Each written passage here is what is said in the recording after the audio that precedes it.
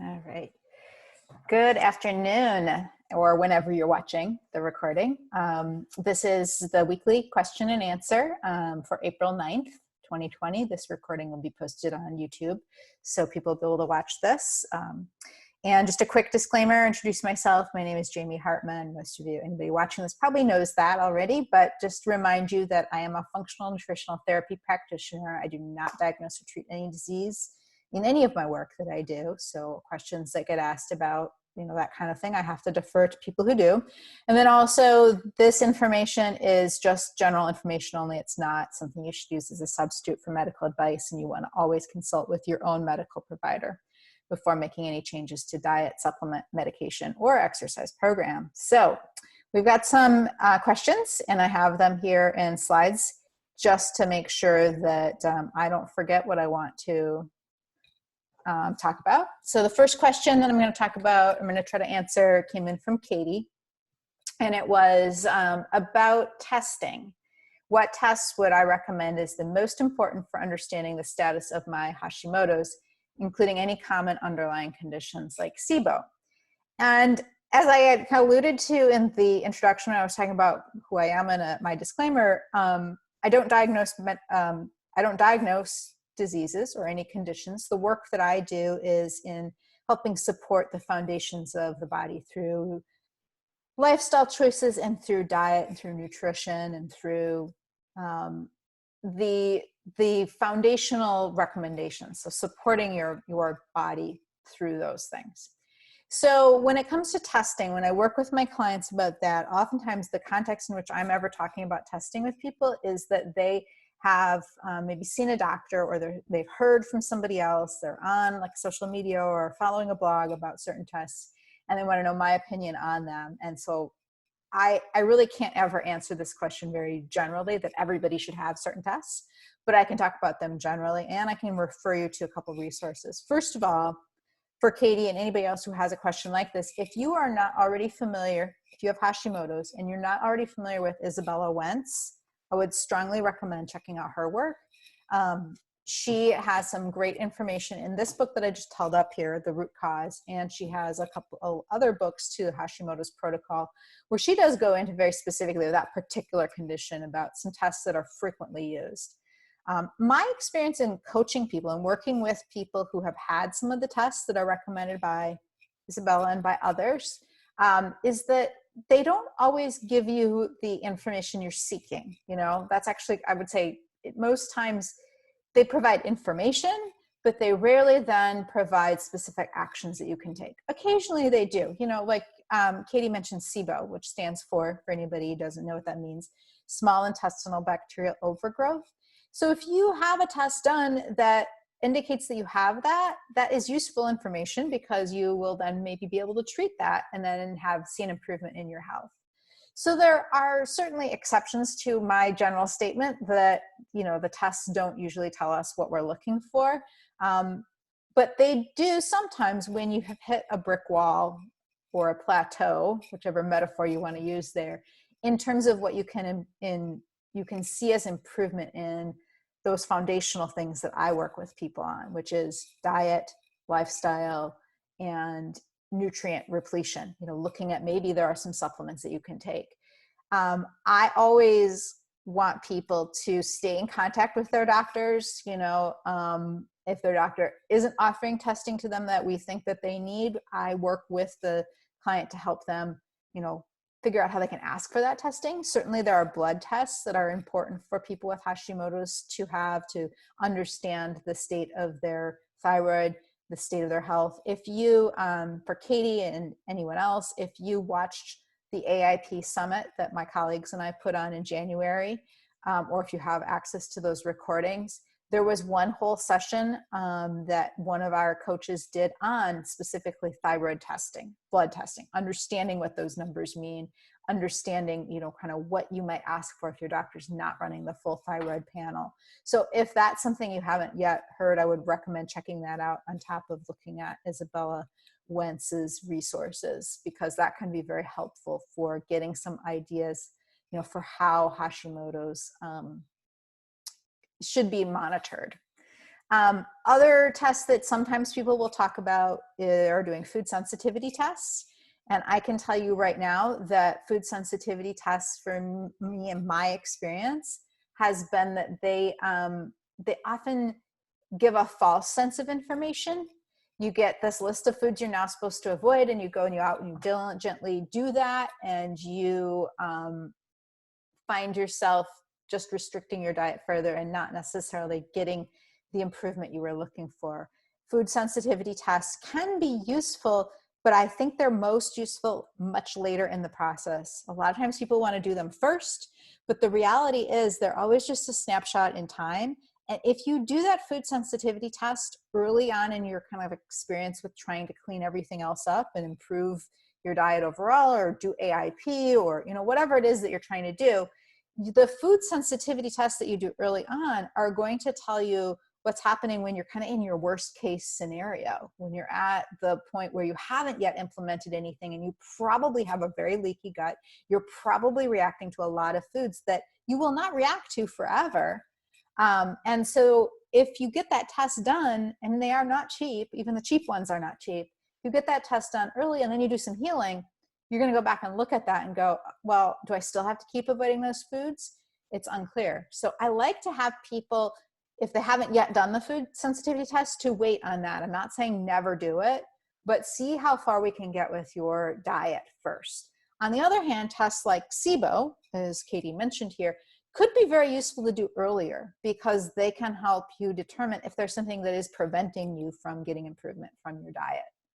So I know that's not exactly an answer to the question that Katie had, but I do think that it is hopefully helpful for her. And I just saw a chat come in from Katie. Great.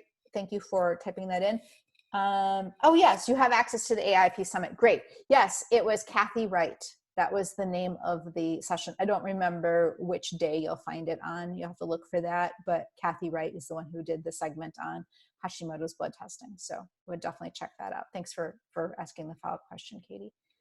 Anybody else who is listening to this later and does not yet have access to the AIP Summit, we're trying to kind of help out people who maybe are only now learning about it, or are now finding they have more time and want to invest in that. And we've offered some pay what you can options for people who are coming into this AIP world or looking for that now, recognizing that we might be under, and that leads into the next question, we might be under some different financial circumstances than perhaps you were in January when it first aired. So if you're hearing this and you want to check that out, AIPsummit.com, you'll get that information.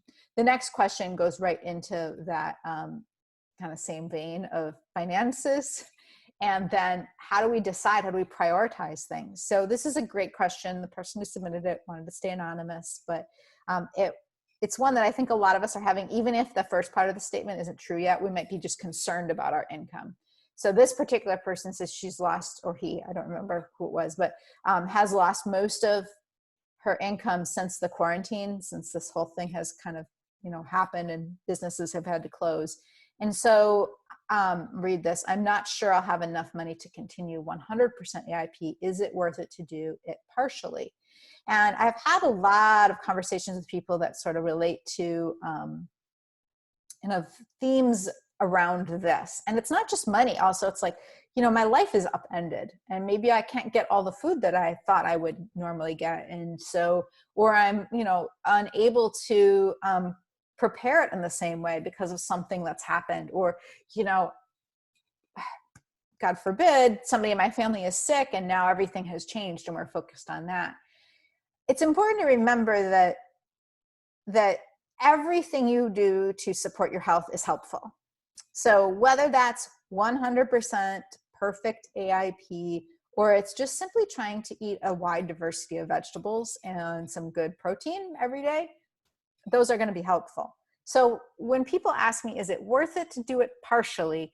If we're in a coaching session, if you're a client of mine, I would be then asking you some follow-up questions. Well, what is it that you actually mean by doing it partially? Because I think it's always worth it to do something. So if you're thinking, I'm not going to bother doing it at all, or I'm going to eat AIP once a week, which doesn't even make sense, right? Because what does that mean? What are you eating the rest of the time? it's always worth it to be thinking about what you're eating with the AIP lens, even if you can't actually follow or maintain the same way you were eating before. So when we talk about AIP, of course, and what exactly is 100% AIP, you know, we all know, and if we don't, hopefully it's important to remember this, AIP refers to the whole picture. The elimination phase is just part of it.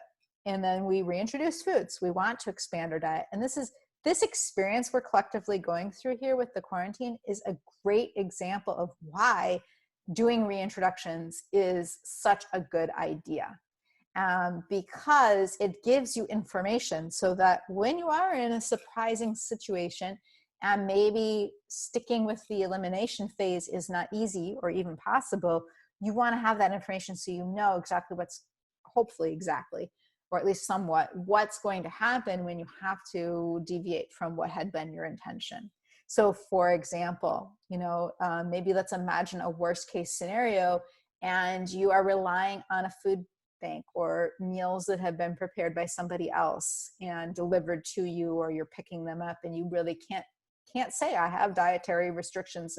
It's either take the food as it is or not at all. So that's sort of like, I imagine, the worst case scenario where, you know, your choice is to either miss a meal or eat whatever's given to you. Obviously, I am 100% going to say every time, take the meal, you know, take it, eat it, carry on. Surviving is more important than trying to maintain a perfectionism to AIP and some idea of being 100% focused. But what if you know you have some food sensitivities? Let's say you're a person who's done the AIP elimination phase, haven't done any reintroductions, and we're feeling amazing on AIP.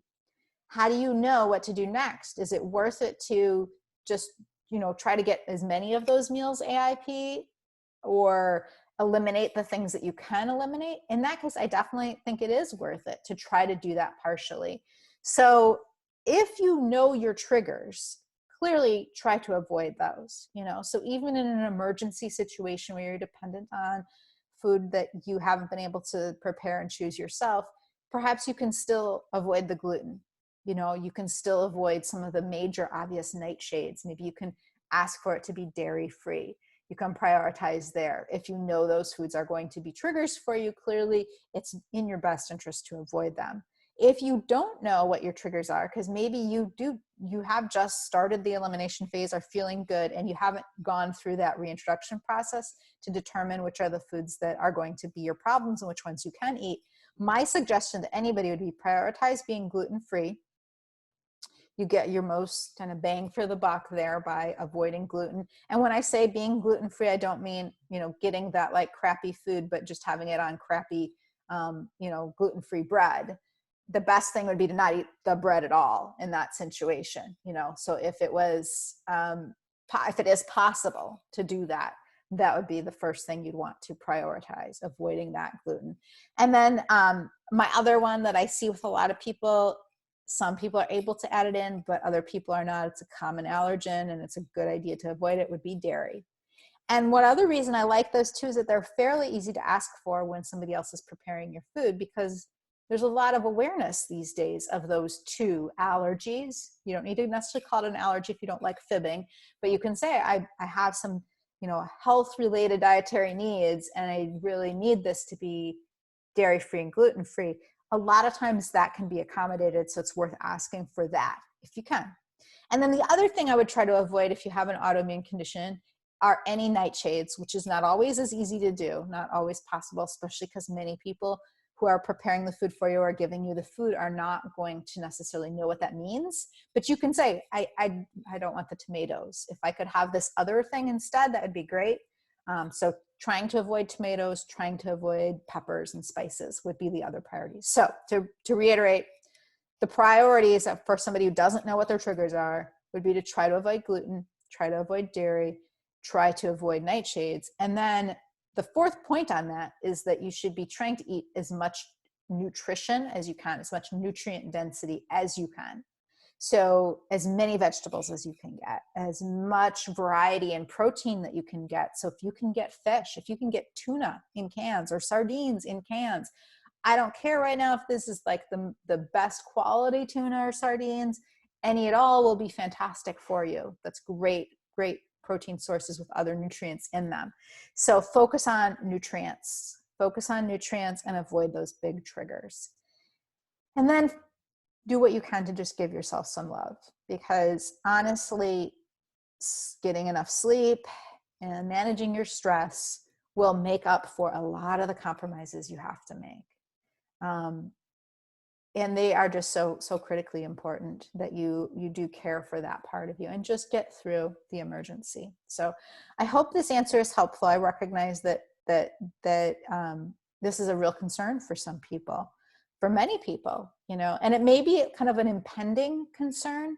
I think it's something people are like projecting forward as a fear, because maybe like right now you're stocked up, and you still have enough money coming in to buy groceries for the next few weeks, and you know, you've got it, but you're worried about what's happening down the road. And in that case, I think my advice to you would be to just care for yourself today, because it's going to make a difference. The stronger you are going into that when the true crisis hits, when the food supplies you have and the income you have saved up, or you have the resources to get run out, you want to go into that as strong as possible.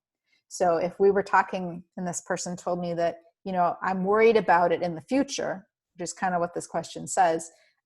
What should I be doing now? I would say, keep doing what you're doing. Yes, now it is worth it to do 100% AIP. Maybe add in a couple carefully planned reintroductions to see how that goes, like white rice. See if you tolerate that, because if you have to make some compromises in a couple of weeks, that might be a good one that you could do. Maybe try some lentils. See if you can tolerate some legumes. Maybe try to, you know, experiment with some other foods that are like seasonings that are likely to show up in food that you haven't prepared yourself if it comes to that. So like maybe try some black pepper, sprinkle it on, you know, so you know if you're reliant on that from someone else that it will or will not have any impact on you. So you can make those choices down the road wisely. So again, as I say, I think I say this at the end of every questions. I hope that helps. Please message me. You can do it directly. You have my email, or you can make a comment on this recording if you're watching this after the fact, if you have any questions about this or want to talk about this further. One of the things that I want to do for everybody out there who is maybe kind of in that out there sort of world, I wrote about this in my last newsletter. If you are working right now because you're an essential person, if you are in a situation where you're caring for somebody else and you want to have a session with me, it's an honor system. I trust that you're telling me the truth. Just send me a message and I'll give you a code for a free 90-minute session so we can talk. And I'd like to extend that too to anybody, to this person who's anonymous and anybody else who's in this kind of a situation where, you know, they'd really like to talk with me a little further and just don't have the means to pay for it. I want to be available for people to do that. And then the last question came in. I don't have a slide for it because it came in just as we were getting started before I hit record. And that was to talk a little bit about, I'm going to skip the reintroduction question for a second. I'll just leave this. Actually, I'm going to stop sharing so you can see my face bigger. So this question was about, you know, kind of what are we hearing? We're hearing a lot of conflicting information about whether or not people with an autoimmune condition are higher risk for complications due to the coronavirus, the illness that develops from this coronavirus called COVID-19, the one that we're sort of all so focused on.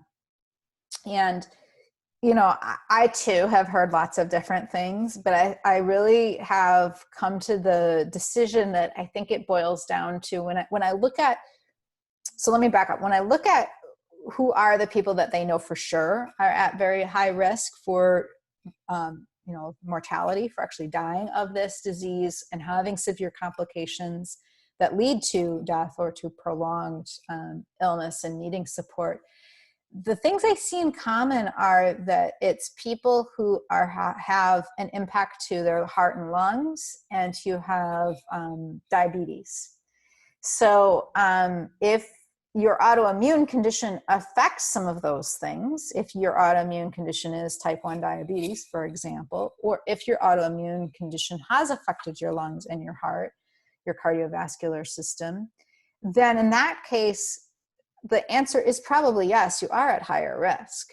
If your autoimmune condition does not affect those systems, and or your autoimmune condition is well under control. So if you are not, if the medications and the food, the diet and the lifestyle that you're currently employing are managing that autoimmune condition, and you're in essentially relatively good health other than having this chronic illness you need to be aware of, then I have to say I have seen nothing that says that you're at any kind of higher risk. It's not showing up in any of the numbers that are being reported. And logically, to me, this is also important too, it doesn't make a lot of sense that it would be. However, if you are in ill health because your autoimmune condition is flaring, is not well managed by the strategies that you're using, medication, diet, any of those other things, in that case, I think it is a safe assumption to say you need to really be extra careful.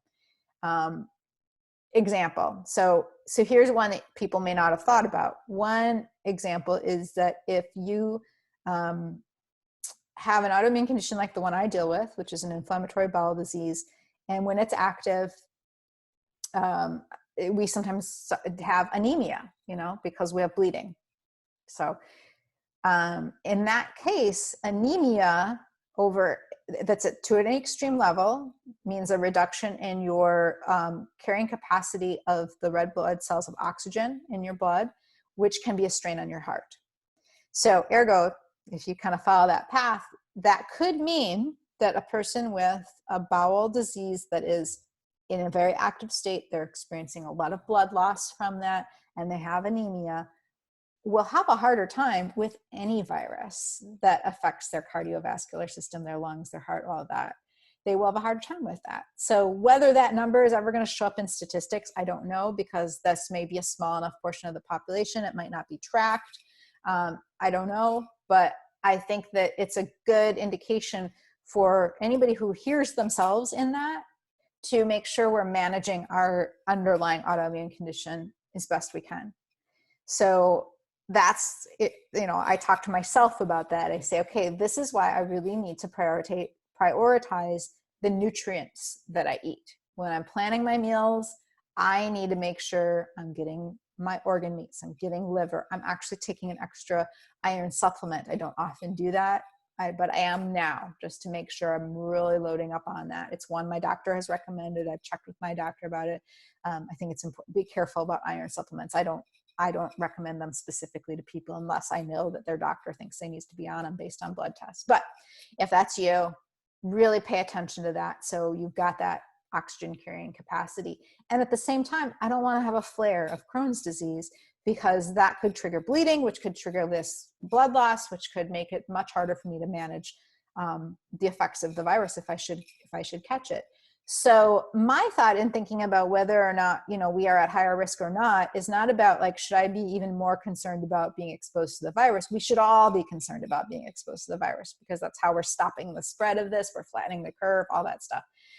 But what I want to do is, while we're flattening the curve, while the world is helping us not catch this by kind of all being safe at home, it's buying the healthcare system time to get prepared for managing this. I'm also thinking of it as buying time for me to prepare myself for it, because we're going to go back out into the world at some point, and chances are this virus will still be floating around before we have developed, all of the, whether it's going to be vaccines or tests or, treatments. I want to buy time and be as strong and healthy as possible, so that when the time comes, if the time comes that I'm exposed to it and actually contract it, I can be one of those people that was healthy and had a miserable time, but I got over it.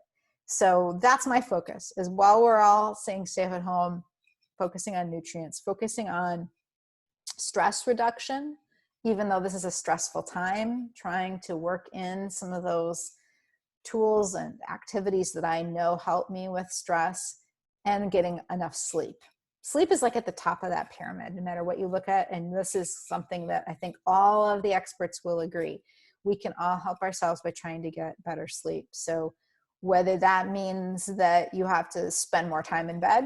That's been my solution. I'll be honest, because what happens with me is that, like, I get to sleep, I fall asleep usually pretty easily, but then I wake up a few hours later, and then I'm awake a little bit, and I have to really resist the temptation to, like, you know, go on social media with my phone or do something else, and then never get back to sleep. So I've just started, you know, we have more time because we're not commuting. I'm not, you know, don't have the same, you know, routine. So one of the things I've done with my routine is stretch the hours that I'm in bed to make up for the fact that I'm still stressed and waking up. So if I'm not getting 7 straight hours, I don't worry about it. If it's 2 hours and then I'm awake a little bit and it's a few hours more, but that's been a priority for me, is to try to get that sleep.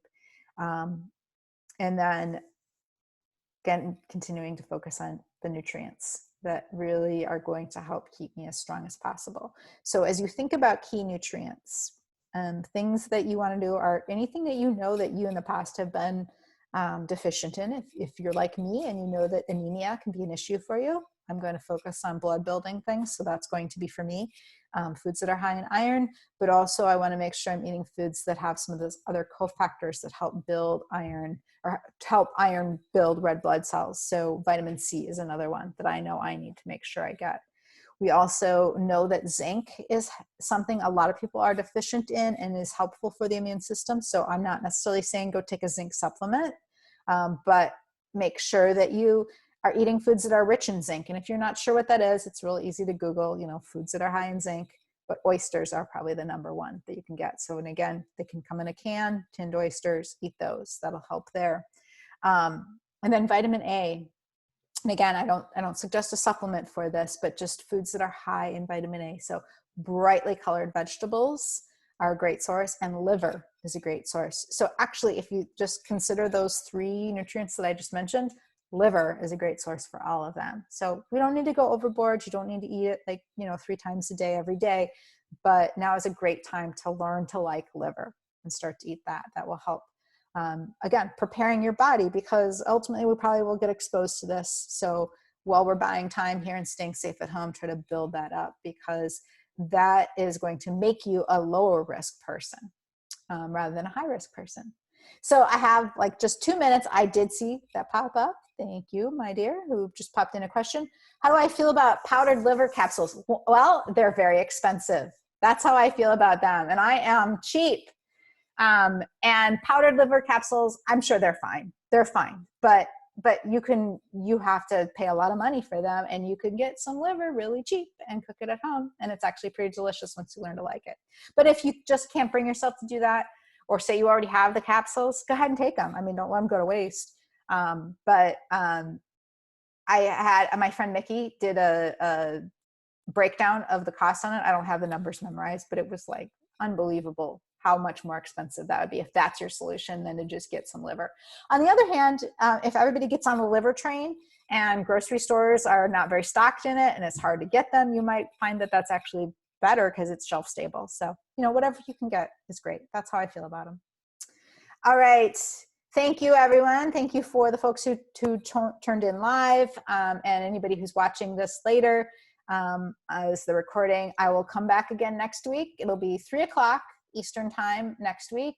If you want to listen in live, if you want to submit a question, you'll have information on how to do that. And I'm happy to answer any questions that come up in between too. So take care, everybody. Bye.